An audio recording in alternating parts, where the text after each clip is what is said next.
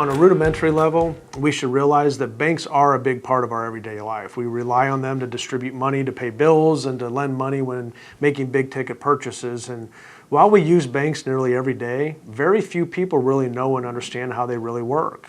So my goal by sharing this information about banks with you is to hopefully get you to stop and think about why banks allow us to deposit money, write checks, use an online bill pay system, yet not charge us anything. How can they stay in business if they are providing all these services to us for free? What's the catch? What is going on behind the scenes? What I've learned is that the services they offer to us are a means to have access to our deposits. Many people know that when you make a deposit into a bank, that the teller doesn't literally take your money and place it in a vault. Banks are in the business to keep money circulating within the economy, and without a bank, it would be very difficult to keep money in motion. For an individual, you have money go into a bank account from an employment or retirement income, then that money is used to pay bills or stored for a later purpose. It's how nearly everyone operates without much thought. We just trust the bank to do what it does. We deposit money without really understanding what they're doing with it. So let's look at what is actually happening when money is deposited into your bank account. On the surface, when you think about the banking system, you may think that if you deposit $10,000 into a bank and they pay you 1% on your deposit, you make $100 over 12 months. On the flip side, if you go to a bank and borrow $10,000, they may charge you around 4% or so to have access to those same dollars.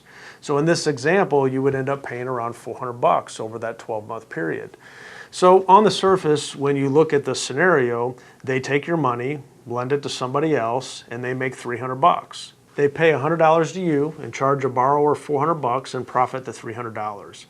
You assume using this math that the bank is making 3% by lending out money on your deposit, right?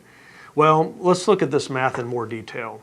Let's assume that someone came to you and handed you $10,000 and asked you to return that money to them in 12 months along with an additional $100. So to possess that money for 12 months would cost you $100.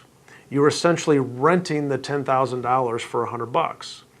Banks have a 10% reserve requirement, which means that 10 cents has to remain in the bank for every dollar that's deposited, while the other 90 cents can be lent out.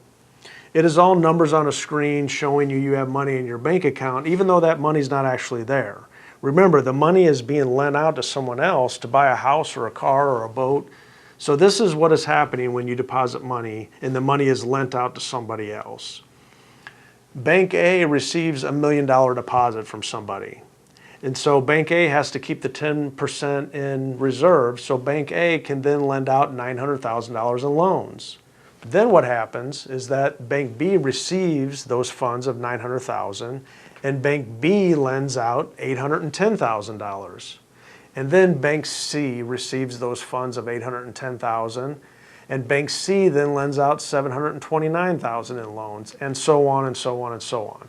So as this money is flowing into banks, it is showing up on screens as deposits. Then the money is lent out to somebody else who then goes and deposits the money into their bank, where the same dollars then are showing up on their screens and in somebody else's account.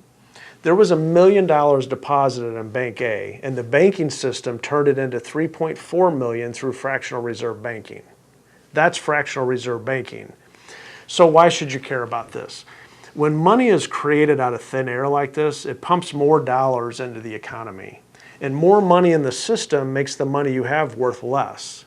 And when your money is worth less, it takes more of it to purchase things. This means that you must save more to do the same things you want to do. This system creates liquidity concerns for depositors. This makes using a bank, even if we are not borrowing money from it, a system that is robbing us from wealth.